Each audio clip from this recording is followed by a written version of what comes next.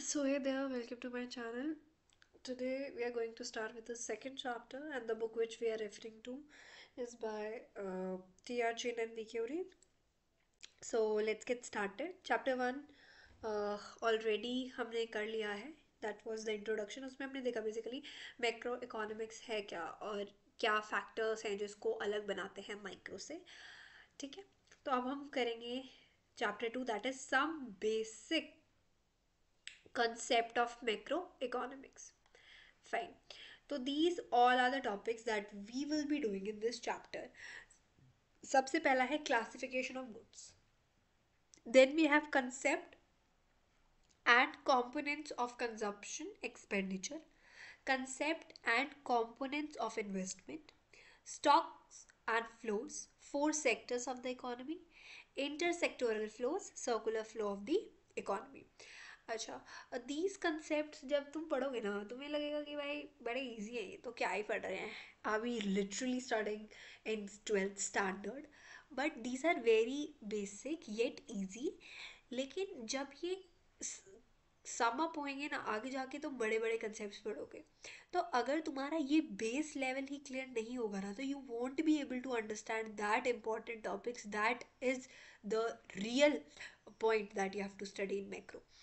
तो ये basic concept को पढ़ना अभी इज़ वेरी इंपॉर्टेंट और इतना डिफ़िकल्ट भी नहीं है ये.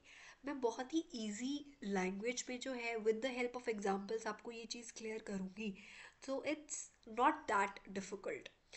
ओके, चलो तो स्टार्ट करते हैं. Classification of goods.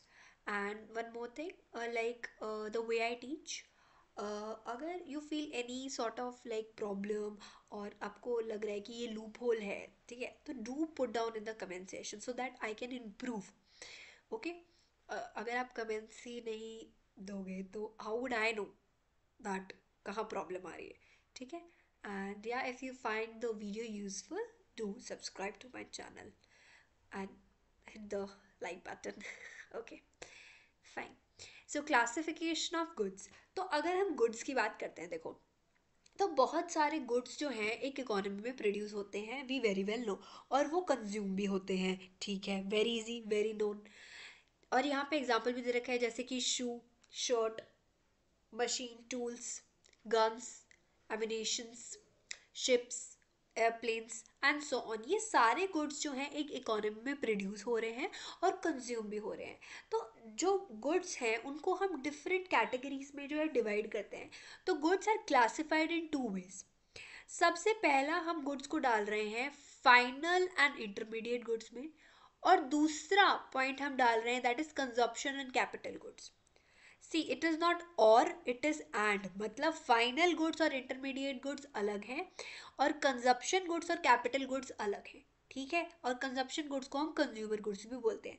तो ये जो हमारी पहली टेबल है ये पूरा इस कंसेप्ट को जॉट डाउन कर रही है इस टेबल में कि जो गुड्स को है उसको हम दो चीज़ों में ऐसे क्लासीफाई करते हैं. सबसे पहले हम फाइनल और इंटरमीडिएट गुड्स के बारे में बात करेंगे, उसके बाद हम कंजप्शन और कैपिटल गुड्स के बारे में बात करेंगे.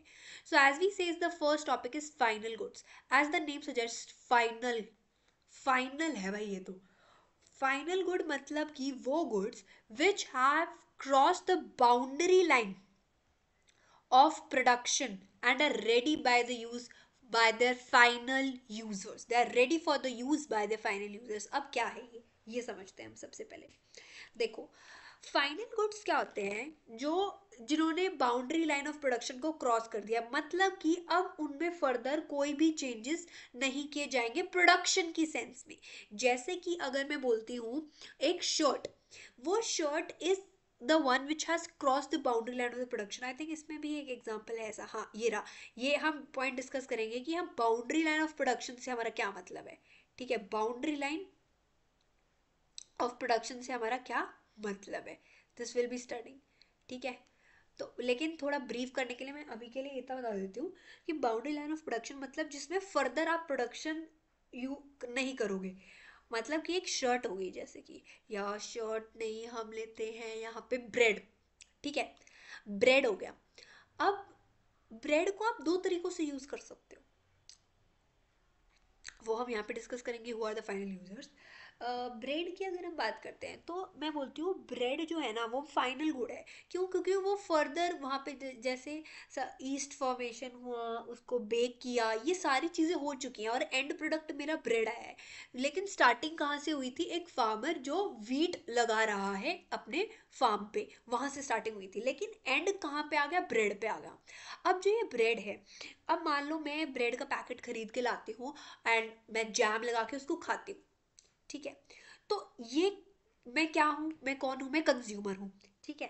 राइट। लेकिन वही ब्रेड अगर एक शॉपकीपर खरीदता है, अगर वही ब्रेड एक शॉपकीपर खरीदता है और वो उसकी सैंडविचेस बना के बेचता है, तो वहां पे भी दोनों जगह एंड प्रोडक्ट हमारा फाइनल गुड तो आया ही है ब्रेड, लेकिन उसका यूज डिफरेंट तरीके से हो गया।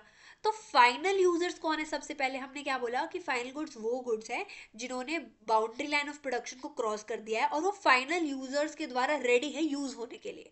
तो फाइनल यूजर कौन है? Consumer and producer. अब जैसे ब्रेड का एग्जांपल लिया तो मैं कंज्यूमर थी और जिस शॉपकीपर ने खरीदा है उसको, दैट इज अ प्रोड्यूसर।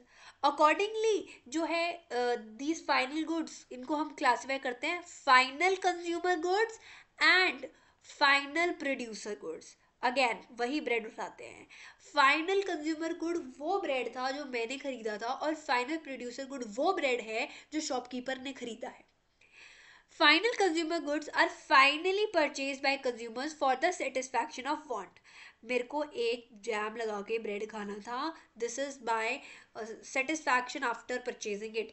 लेकिन प्रोड्यूसर फाइनली परचेज्ड बाय, जो प्रोड्यूसर खरीद रहा है products, they are generally used as a fixed asset in the process of production. These are fixed assets. उसकी सैंडविच का फिक्स्ड एसेट ही ब्रेड है, फिर वो खीरा वगैरह लगा के उसको बेच रहा है। This is very important to be noted down, very important. ठीक है, कंफ्यूज नहीं होना है इसमें।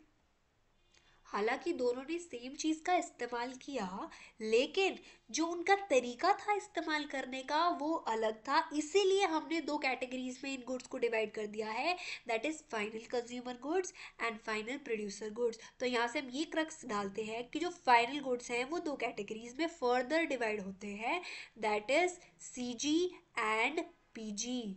सीजी क्या है? Consumer goods. पीजी क्या है? Producer goods. Very easy. अब हम यहाँ पे फोकस जोन देखते हैं एक बारी। सी जी पी जी में फर्दर डिवाइडेड है। अब फाइनल कंज्यूमर गुड्स वो गुड्स होते हैं which are ready for the use by the final users and consumers are the final users of it, जैसे कि bread and butter as use by the consumer. Final producer goods which are ready for the use by the final users, और producers यहाँ पर final users होते हैं।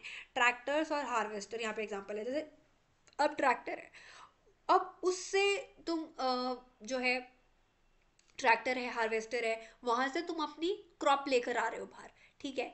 लेकिन वो further भी तो हेल्प कर रहा है ना प्रोडक्शन की चीज में, ठीक है? That is important. ओके, तो यहाँ से हमारे ये दो पॉइंट क्लियर हो गए कि फाइनल गुड्स क्या होते हैं। सबसे पहले हम फाइनल गुड्स की डेफिनेशन देखते हैं। वो गुड्स जिन्होंने क्रॉस कर दिया है बाउंड्री लाइन ऑफ प्रोडक्शन को और वो रेडी है उनके फाइनल यूजर्स के द्वारा यूज होने के लिए। और इनको हम दो कैटेगरीज में डिवाइड करते हैं, फाइनल कंज्यूमर गुड्स और final producer goods. Final consumer goods में फाइनल यूजर कंज्यूमर होता है और फाइनल प्रोड्यूसर गुड्स में फाइनल यूजर प्रोड्यूसर होता है, ठीक है? अब यहाँ पे हम आ जाते हैं एक्सपेंडिचर पे। Expenditure on final consumer goods by household is called consumption expenditure। और वही एक्सपेंडिचर अगर एक फाइनल प्रोड्यूसर गुड पे किया जा रहा है by a producer, that is investment expenditure. देखो, this is the thing which I was telling you. हमने सिर्फ एक इजी सा वर्ड पढ़ा था फाइनल गुड्स, फिर वहां से हम उसकी दो कैटेगरीज में डिवाइड हुए। अब हम एक्सपेंडिचर की बात करें, so this is how all things are related. अगर तुम्हें फाइनल गुड्स के बारे में नहीं पता है तो तुम उस चेन को कैसे आगे फॉलो कर पाओगे, ठीक है? अब अब क्या चीज हमें यहाँ से समझ में आई है, expenditure on final goods is equal to consumption expenditure and investment expenditure. मतलब कि जो फाइनल गुड्स पे खर्चा हो रहा है हमारा, वो कंजप्शन और इन्वेस्टमेंट पे डिपेंडेड है। कंजप्शन एक्सपेंडिचर वो होता है जो फाइनल कंज्यूमर गुड्स पे किया जा रहा है कंज्यूमर के द्वारा, और फाइनल प्रोड्यूसर गुड्स पे जो एक्सपेंडिचर किया जा रहा है प्रोड्यूसर के द्वारा, वो हमारा इन्वेस्टमेंट एक्सपेंडिचर होता है। उसको प्रोड्यूसर्स एक्सपेंडिचर मत बोलना, इट इज इन्वेस्टमेंट एक्सपेंडिचर। वो इन्वेस्ट कर रहा है उस चीज में, जैसे वो ब्रेड पे इन्वेस्ट कर रहा था ताकि वो सैंडविचेस बना सके और उसको फर्दर सेल कर सके। ठीक है, अब हम आ जाते हैं boundary line of the production पे, जो हमने ऑलरेडी डिस्कस किया था। Just a second, give me a second guys, I just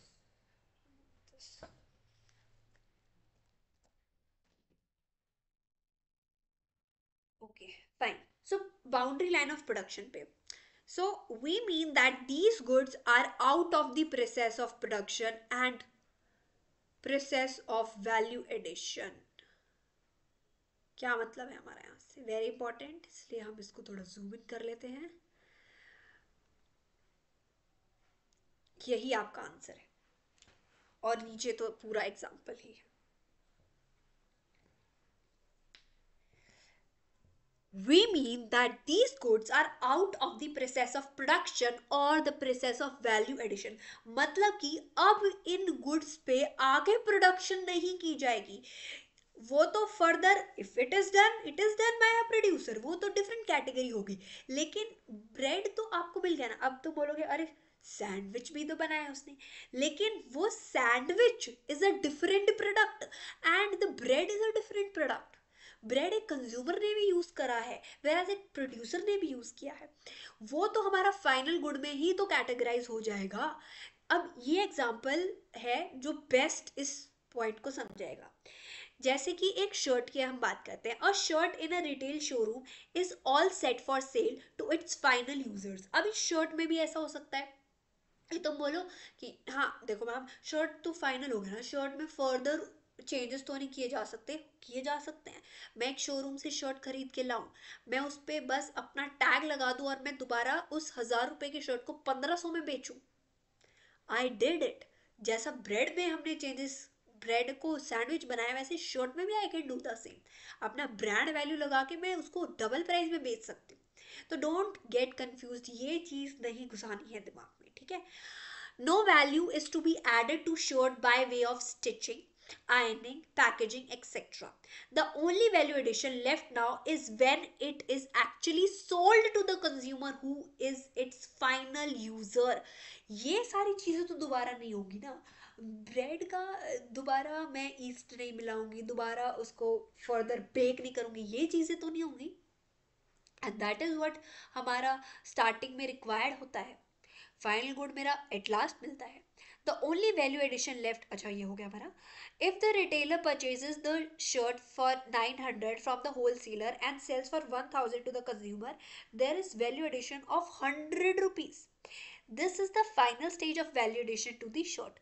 Once it is sold to the consumer, the shirt will be treated as out of the boundary line of the production, and the shirt worth 1000 will be a final good. Same way bread जो 60 रुपए का आ रहा है, that will be a final good. बाकी वो 100 रुपए की sandwich बना के उसको बेच रहा था, वो 40 रुपए जो उसको मिल रहे हैं, that is what he earned by his things।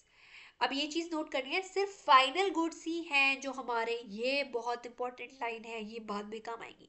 सिर्फ फाइनल गुड्स ही हैं जो इंक्लूड होते हैं हमारे नेशनल इनकम के अंदर। We won't be including the intermediatory goods, जिसके बारे में हम आगे पढ़ेंगे। फाइनल गुड्स का कंसेप्ट क्लियर है? Any doubt you may put in the comment session, I will make another video for your doubts. अब आ जाते हैं हम इंटरमीडिएट गुड्स पे। इंटरमीडिएट गुड्स वो गुड्स होते हैं जिन्होंने को बाउंड्री लाइन ऑफ प्रोडक्शन को क्रॉस नहीं किया होता है, उनमें अभी भी कोई वैल्यू ऐड करनी बाकी रहती है, which are not ready for use by their final users. अब ये लाइन इंपॉर्टेंट है, अब यहाँ पे हम फंसेंगे। अब देखो हम डिस्कस करते हैं इस पॉइंट को।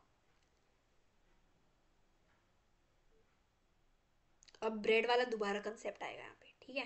चलो देखो इसको थोड़ा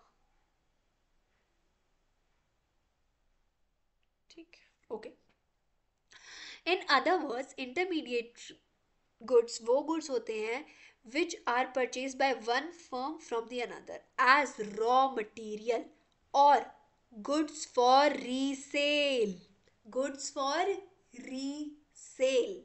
यहाँ पे हम फंस जाते हैं, बहुत सारे बच्चे फंस जाते हैं, क्योंकि again and again we are studying that concept. अब देखो यहाँ पे एग्जांपल देखो, shirt purchased by firm X from firm Y for resale are intermediate goods because value is to be added to the shirts through resale. Likewise, wood purchased by a carpenter for making chairs is an intermediate good because wood is used as a raw material for making chairs. Value is to be added to wood by converting it into chairs. तो ma'am अभी तो आप कह रहे थे कि जो bread लिया है उसने वो भी तो फाइनल गुड हो गया है, बट यहाँ पे तो ऐसा नहीं है। एग्जैक्टली यहाँ पे ऐसा नहीं है। शर्ट परचेज कर रहा है जो एक्स फर्म वाला बंदा वाई फर्म वाले बंदे से रीसेल के लिए, वो एक इंटरमीडिएटरी गुड की तरह ट्रीट होगा। This is very very very very very important concept. ठीक है, तो इंटरमीडिएटरी गुड्स वो गुड्स होते हैं which are within the boundary line of production. ये हमारा ऑलरेडी हो गया है, हमें उस वाले पॉइंट को डिस्कस करना है कि जहां पर, जस्ट अ सेकेंड, हाँ ये पैसेज उसका आंसर देगा। Value of intermediary goods ultimately become a part of the value of the final goods. जब एक कारपेंटर ने लकड़ी खरीदी, नहीं नहीं ये वाला पैसेज आंसर नहीं करेगा इसका, नहीं नहीं ये तो इंटरमीडिएट गुड का है, तो वो वाला पैसेज, हाँ ये वाला पैसेज है। This passage will answering that bread वाला आंसर। ठीक है, इसको पढ़ेंगे, पहले हम ये वाला देख लेते हैं एक बारी। जब एक कारपेंटर खरीदता है वुड वर्थ ₹10,000 और उसको चेयर में कन्वर्ट करता है जो है 20,000 की, तो जो वैल्यू हो जाएगी चेयर की वो वुड की भी तो वैल्यू इंक्लूड करेगी। तो इसीलिए जो इंटरमीडिएटरी गुड्स हैं वो इंक्लूड नहीं होते हैं हमारी नेशनल इनकम में। सबसे पहले हमने ये पढ़ा कि जो हमारे फाइनल गुड्स है ना इनको हम इंक्लूड करते हैं हमारे नेशनल इनकम एस्टिमेट में। तो वहीं से हमारे दिमाग में एक क्वेश्चन आ जाना चाहिए कि इंटरमीडिएटरी गुड्स को हम इंक्लूड क्यों नहीं करते, and here is the answer, क्योंकि जब फाइनल गुड हमारे पास आता है तो उसके अंदर जो इंटरमीडिएटरी गुड है उसकी वैल्यू ऑलरेडी एडेड होती है। और अगर ऑलरेडी एडेड है, जैसे कि मेरे पास सैंडविच आई, तो उसमें वो 60 रुपए ब्रेड के ऑलरेडी इंक्लूडेड थे। अब तुम कहोगे अरे मैम अभी तो ब्रेड फाइनल था, अब ये इंटरमीडिएटरी बता दिया आपने। क्यों? क्योंकि same good may be a final or an intermediate good. It is not possible to name out set of goods कि कौन से फाइनल है कौन से इंटरमीडिएट है। सेम गुड जो है वो फाइनल भी हो सकता है और इंटरमीडिएट भी हो सकता है, ये चीज डिपेंड करती है उसके एंड यूज पे, मतलब उसका यूज क्या हो रहा है। जैसे कि शुगर एक रॉ मटेरियल की तरह यूज होता है जब हम बिस्किट की प्रोडक्शन करते हैं, लेकिन शुगर अगर एक घर के अंदर जा रहा है तो वो एक एंड, उसका काम क्या कैसा होगा, वो एक फाइनल गुड की तरह होगा। लाइकवाइज जो पेपर स्टूडेंट ने परचेज किया है वो एक फाइनल गुड है, लेकिन वही पेपर अगर परचेज किया जाता है एक पब्लिशर के द्वारा एक बुक बनाने के लिए तो वो एक इंटरमीडिएट गुड है। तो यहाँ से हम ये कंक्लूजन निकालते हैं कि वो शॉपकीपर उस ब्रेड को खरीद रहा है, that doesn't mean it is a final good, उसका sandwich is a final good. ठीक है, वो ब्रेड खरीद रहा है that is a intermediate good, हालांकि ब्रेड की कोई गलती नहीं है। हमने स्टार्टिंग में क्या बोला कि भाई मैम ब्रेड तो फाइनल गुड है ना, तो अगर शॉपकीपर खरीदेगा तो उसके लिए भी फाइनल गुड होगा। यस वेरी राइट, बट जैसे हमने ये वाला कंसेप्ट पढ़ा कि एंड यूज जो है वो चीज एंड यूज डिटरमाइन करेगा कि वो प्रोडक्ट जो है वो कैसे यूज होगा, एक फाइनल की तरह यूज होगा या एक इंटरमीडिएट गुड की तरह यूज होगा। तब हमें ये चीज समझ में आई कि अगर वो ब्रेड एक शॉपकीपर खरीदता है सैंडविच बनाने के लिए तो वो एक इंटरमीडिएट गुड की तरह माना जाएगा, क्योंकि जो उसकी 100 रुपीज की सैंडविच है वो इंक्लूड करती है उस 60 रुपए के ब्रेड का प्राइस। आई होप अब कोई डाउट नहीं होगी इस पॉइंट के अंदर। It is very important, that is why I am repeating this again and again. Okay ठीक है, ये चीज डिस्कस होगी, हमारा ये आंसर भी हमें मिल गया। जो है हमारा डबल काउंटिंग वाला, डबल काउंटिंग कब हो जाएगी, अगर हम इंटरमीडिएट गुड्स को भी काउंट करने लग जाएंगे, ठीक है। Now expenditure on intermediate goods by the producers during an accounting year is called the intermediate consumption और इंटरमीडिएट कॉस्ट। इंटरमीडिएट कंजप्शन जो है उसको हम डिड्यूस करते हैं from the value of output, we get gross value addition, also called gross value added or gross product of the producer। thus ये हमारा important part है, value of output minus the intermediate consumption is equal to gross value addition। very very very important formula। इसमें confuse होते हैं बच्चे, तो जो थोड़ा डिफिकल्ट होगा इसमें कंफ्यूज होते हैं वो इंपॉर्टेंट होता है। इजी। तो क्या है यहाँ पे, जो हमारा, फिर से ब्रेड उठाते हैं, मैं आपको बहुत प्यार है ब्रेड से, नहीं नहीं ये प्यार ब्रेड से बस समझाने के लिए उठा रहे हैं, ठीक है। ओके, तो कहाँ गए हम, ठीक है। वैल्यू ऑफ आउटपुट, 100 रुपये का ब्रेड, 100 रुपये की सैंडविच थी, that is my value of output. Intermediate consumption मतलब कि ब्रेड का कॉस्ट, ब्रेड का कॉस्ट, और अदर मटेरियल जो मैंने यूज़ किया, मान लो 10 रुपये के खीरे टमाटर यूज़ कर लिए, ठीक है, 70 रुपये हो गए। तो 100 - 70 दैट इज इक्वल टू 30, तो 30 मेरा ग्रॉस वैल्यू एडिशन हो जाएगा। So this is the gross value addition या फिर gross product of the producer, very important. तो ग्रॉस वैल्यू एडिशन क्लियर हो गया। ग्रॉस वैल्यू एडिशन कैसे निकलता है, जो आउटपुट है उसमें से इंटरमीडिएट कंजप्शन हम माइनस कर देते हैं, ठीक है, फाइन। कहाँ गया कर्ज, ठीक है, चलिए अब जाते हैं what matters in the end use of good. अच्छा ये हमारा भी खत्म नहीं हुआ है। अच्छा उससे पहले ये डिफरेंस टेबल दी हुई है, इसमें कोई पॉइंट हमारा छूट गया हो तो हम डिस्कस कर लेते हैं। बाउंड्री लाइन प्रोडक्शन हो गया हमारा, ठीक है, रॉ मटेरियल की तरह यूज नहीं होते, ठीक है। इनको हम दीज में be resold but these are not resold. आय हाय, ठीक है, fine, okay. Then value is yet to be added, not to be added, expenditure on these goods is called intermediate, ये हमने ऑलरेडी कर लिया है। expenditure on these goods is called final expenditure। CI क्या है मैम, ये CI समझ नहीं आया हमें। consumption expenditure and investment expenditure, okay, these goods are not included in the estimation of national, okay, सारे पॉइंट्स हमने ऑलरेडी डिस्कस कर लिए हैं। अब हम आ जाते हैं यहाँ पे, while classifying goods as final or intermediate, what matter is the end use of the good, already we discussed। हमें ये चेक करना है कि एंड यूज क्या है उसका, तब हमें ये चीज पता चल जाएगी कि वो किस तरीके से यूज किया जाएगा। If it is use by the producer as a raw material तो हम उसको इंटरमीडिएट घोषित कर देंगे। Also if it is purchase and resold by the producer तो भी हम उसको इंटरमीडिएट ही बोलेंगे। लेकिन अगर वो यूज हो रहा है by producer as a fixed asset तो हम उसे ट्रीट करेंगे as a final good, as a final good.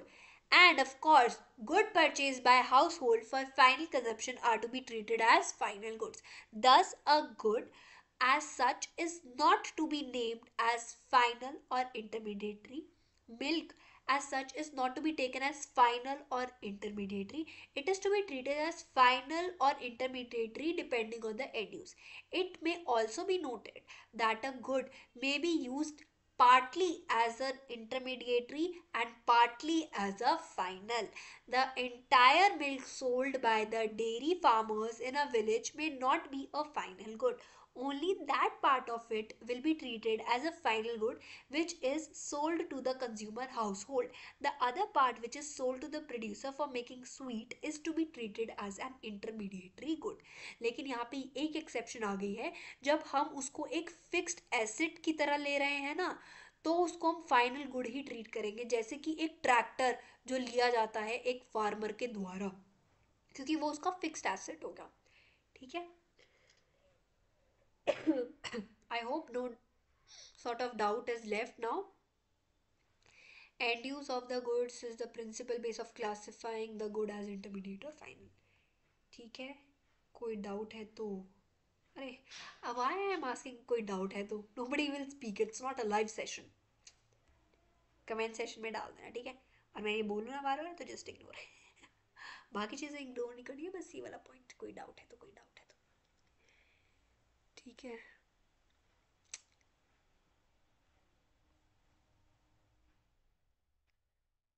अच्छा, यहाँ पे क्वेश्चन आ जाता है.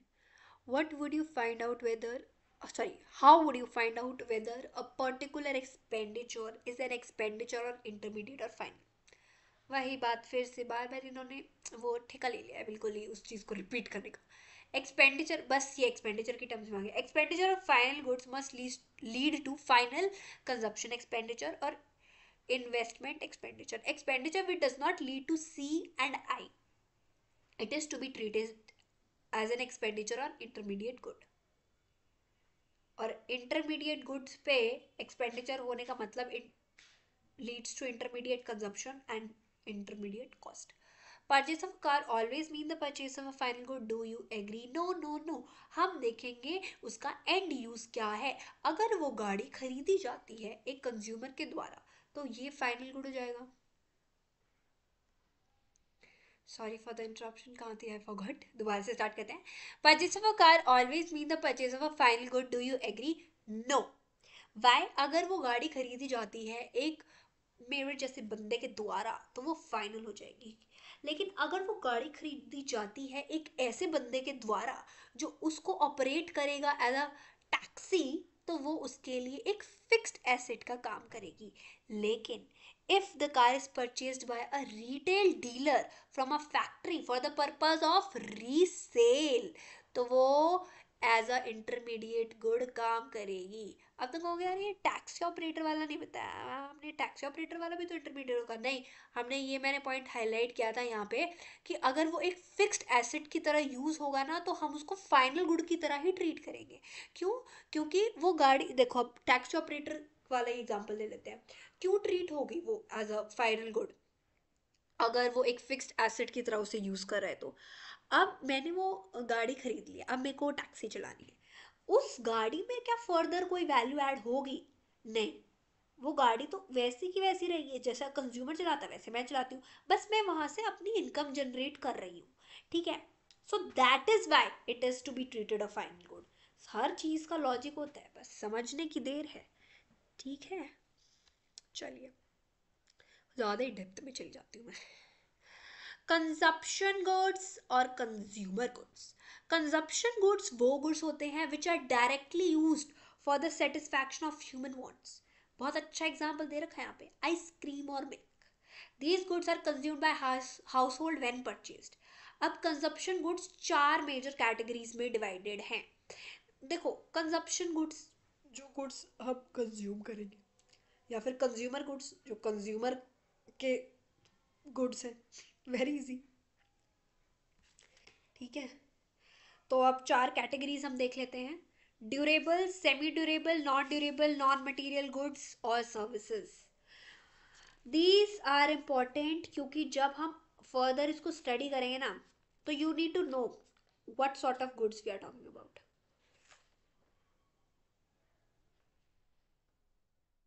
ठीक है.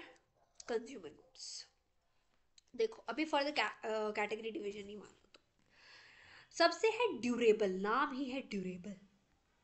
ड्यूरेबल मतलब जो बहुत सारे सालों तक यूज होते हैं और उनकी वैल्यू भी ज़्यादा होती है. जैसे कि तुम्हारे घर में ही देख लो तुम, बहुत सारे सालों तक यूज़ होते हैं और उनकी वैल्यू भी ज़्यादा होती है. तो क्या बोलते हैं मम्मी जब वॉशिंग मशीन मंगानी होती है? मम्मी सेज हाँ, एक दिन का काम नहीं है, थोड़ी महंगी आ जाएगी तो आ जाएगी, रोज़ रोज़ मशीनें नहीं आती हैं. So this is what they says. Why? Because it is a durable consumption good. तो जैसे कि TV, radio, car, scooter, washing machine, ये सब ड्यूरेबल कंजप्शन गुड्स हैं या ड्यूरेबल कंज्यूमर गुड्स हैं. सेकेंड इज सेमी ड्यूरेबल, नाम में ही आ गया सेमी। सेमी ड्यूरेबल तो मतलब अच्छे खासे साल तक चलेंगे, सेमी ड्यूरेबल कम टाइम तक चलेंगे। सबसे कम टाइम तक क्या चलते हैं? कपड़े भाई, कपड़े पहन लिए चलो, पर ऐसा होता नहीं है, सॉरी।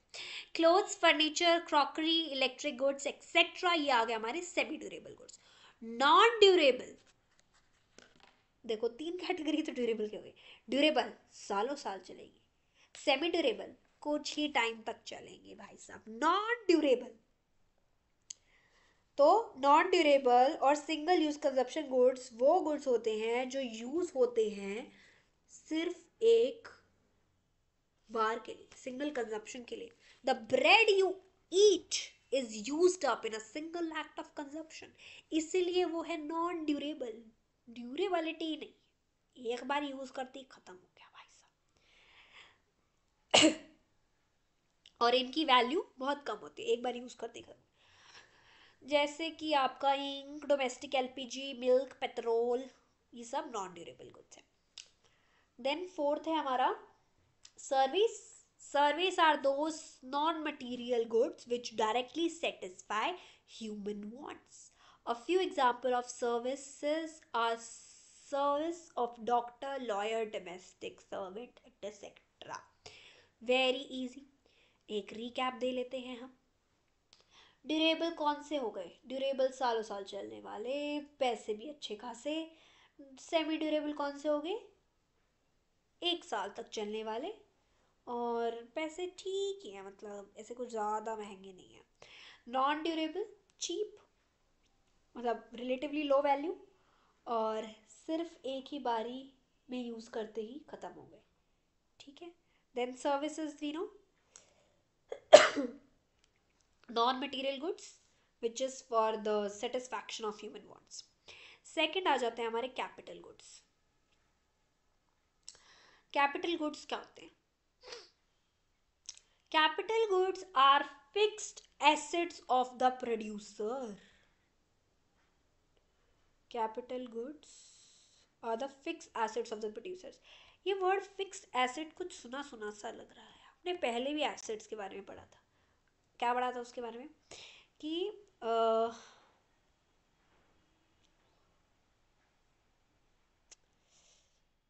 फिक्स्ड एसेट्स क्या होता है। अगर फिक्स्ड एसेट होता है तो that will not be treated as an intermediate good, it will be treated as a final good. आया कुछ याद? Plant and machinery are the examples of capital goods. These goods are used by producers either for replacement of capital stock or addition of capital stock. Fixed asset capital goods are repeatedly used in the process of production. अब इसका एक example ले लेते हैं। अब मैं एक लगा रही हूँ कार्डबोर्ड बनाने की फैक्ट्री, ठीक है। अब उसमें मेरे को एक मशीन चाहिए, तो वो जो मशीन होगी ना वो मेरा फिक्स्ड एसेट होगी, क्योंकि वो मेरे कैपिटल स्टॉक में एडिशन करेगी, है ना। Capital goods are repeatedly use in the process of production for several years and are of high value. Every nut bolt are use for several years but these are not capital goods. Very important. अब देखो इन्होंने कितना अच्छे समझा रखा है कि हर एक नट बोल्ट जो है बहुत सालों के लिए यूज होता है, लेकिन ये कैपिटल गुड नहीं है। क्यों? क्योंकि इनकी वैल्यू कम है। Thus, only those fixed assets of a producer are taken as capital goods जो यूज होते हैं प्रोसेस ऑफ प्रोडक्शन में बहुत साल के लिए और जिसकी वैल्यू भी ज़्यादा होती है। बहुत साल के लिए यूज तो ये भी होते हैं, लेकिन क्या ये कैपिटल गुड है? नहीं, क्योंकि इनकी वैल्यू ज़्यादा नहीं है। Also the capital goods involve depreciation. Depreciation होता है loss in value. Loss in value से क्या मतलब है? डेप्रिसिएशन क्या होता है? अब देखो, मैंने वही ले लेते हैं मेरा एग्जांपल कि भाई मैंने एक कार्डबोर्ड बनाने वाली मशीन खरीद ली, मैं चला रही हूँ मज़े से उसको, पहला साल मस्त चली, दूसरा साल मस्त चली, फिर क्या होगा? मेंटेनेंस रिक्वायर्ड होगी, मेंटेनेंस रिक्वायर्ड होगी, फिर वो मशीन बुढ़ी हो जाएगी बेचारी, जंग जुंग लग जाएगा उस पर। सो दैट इज इट डिप्रिशिएट्स ना। ये भी हम पढ़ेंगे आगे, नो डाउट इसमें भी होगा शायद, पता नहीं कहाँ है। एक तो मुझे ये नहीं पता चलता ये कंसेप्ट है कहाँ, पर मुझे है पता है ये कंसेप्ट है, ठीक है. So depreciation, it refers to the loss of value of fixed asset owing to their wear and tear. ये रहा, यही आ गया depreciation, आगे कहाँ जाने की जरूरत है, इसी लाइन ने समझा दिया. तो it refers to the loss of value of fixed asset owing to their wear and tear. चलाती रहूंगी, जंग लग जाएगा, टूट फूट जाएगी, मेंटेनेंस रिक्वायर्ड, तो उसकी वैल्यू में तो घटाव आएगा ना, right. And that is what is depreciation. तो कैपिटल गुड की एक बेस्ट एक डेफिनेशन हमको मिल गई है. ये फिक्स्ड एसेट है एक प्रोड्यूसर के, जो यूज़ होते हैं प्रोडक्शन की प्रोसेस में बहुत सालों के लिए, और बहुत ज़्यादा वैल्यू होती है इनकी. और ये जो गुड्स हैं ये डेप्रिशिएट होते हैं, ठीक है, जैसे कि plant and machinery. All capital goods are producer goods, but all producer goods are not capital goods. Again, a very important point. देखो, प्रोड्यूसर गुड्स वो गुड्स होते हैं जो यूज होते हैं प्रोडक्शन की प्रोसेस में. ये गुड्स इंक्लूड करते हैं goods used raw material by producers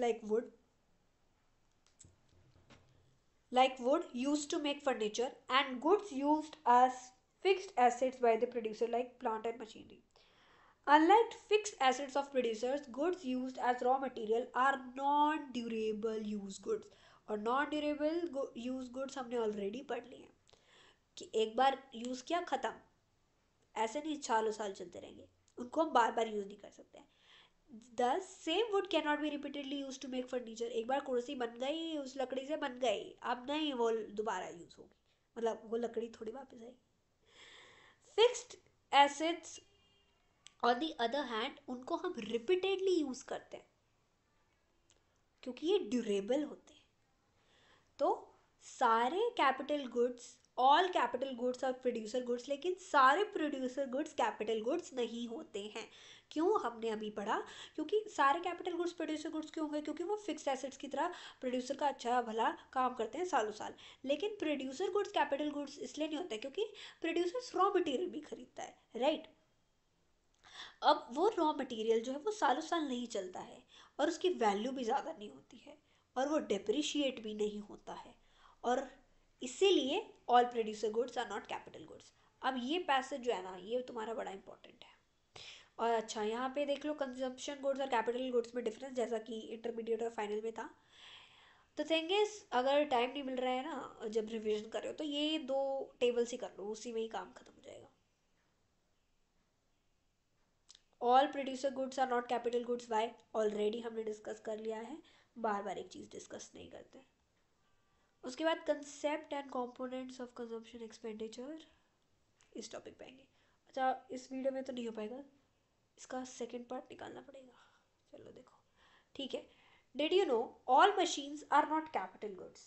हाँ, अभी तो कह रहे थे कि ऑल प्रोड्यूसर गुड्स जो है कैपिटल गुड्स नहीं होते हैं, अभी कह रहे हैं कि मशीन्स भी कैपिटल गुड्स नहीं होती हैं. क्यों, सोच के देखो तुम. हमने एक कंसेप्ट पढ़ा था एंड यूज के बारे में, तो वही आंसर है हमारा. इट मस्ट बी, इसको थोड़ा जूम कर लेते हैं, मेरे को दिख नहीं रहा. चलो देखो, it must be borne in mind that all machines are capital goods. Swing machine, that is your सिलाई machine, in a tailoring shop is a fixed asset of a tailor. It is a capital good. लेकिन अगर same machine एक घर पे use हो रही है तो क्या ये कैपिटल गुड है? नहीं, क्योंकि capital goods are the fixed asset of producer, producer के, ना कि कंज्यूमर के, right. So it is simply a durable use consumer good. Likewise एक car with a tourist company एक कैपिटल गुड है, लेकिन same car with the consumer household is a durable. Thus, identify goods as capital goods, we must use make sure कि उसका and user कौन है. If the end user of a durable good is a household consumer, it is a durable use consumer good. On the other hand, if it is a producer, so it is a capital good. Capital goods are only those durable goods which are used as producer goods, not consumer goods. कितने अच्छे अच्छे concept पढ़े आज हमने. तो इसी बात पे लाइक डाल दो, ठीक है ना, ऐसे चीटिंग मत करो. मेरे साथ धोखा। ठीक है, fine. So with this video हम एंड करते हैं यहाँ पर चैप्टर। काफ़ी कुछ कर लिया हमने। कोई डाउट है तो डाल देना कमेंट सेशन में। इन द नेक्स्ट वीडियो हम स्टार्ट करेंगे concept and components of consumption expenditure. फिर अब हम टर्म्स पे आ जाएंगे। अच्छा, आंसर दिस, सी और आई क्या होता है, हमने पढ़ा था ये, और ये किस फॉर्मूले में आता है, फॉर्मूला भी लिख के डालो नीचे। मैम क्या बच्चों जैसे क्वेश्चन, बच्चों जैसा ही सामान पढ़ाया यार मैंने, तो बच्चों जैसे क्वेश्चन पूछेंगे। ठीक है, concept and components of investment काफ़ी रह गया है। ग्रॉस इन्वेस्टमेंट, नेट इन्वेस्टमेंट, अच्छा, consumption of fixed capital, capital loss, stock and flow, ये अच्छा लगता है थोड़ा, इसमें कंफ्यूज भी होते हैं बच्चे, इसलिए तो अच्छा लगता है। Four sectors of the economy, easy. Inter sectoral flow, easy. हाँ, इसमें मज़ा आता है इनफैक्ट। चलो ठीक है, will see this in our next part of this chapter. Hope so उसमें ख़त्म हो जाएगी, नहीं तो 3 पार्ट बनाने पड़ेंगे। ओके, तो ये डिटेल्ड लेक्चर्स चल रहे हैं बेसिकली। एक बार डिटेल्ड लेक्चर्स ख़त्म हो जाएं सारे चैप्टर्स के, फिर हम वन शॉट निकालेंगे, ठीक है। और इसमें लग जाएगा 1-1.5 महीना मेरा, तो फिर हम वन शॉट निकालेंगे और वो बहुत बेनिफिशियल होंगे क्योंकि वो एग्ज़ाम ओरिएंटेड होंगे आपके। ठीक है, उसमें हम PYQs भी जो है डिस्कस करेंगे। Okay, thank you.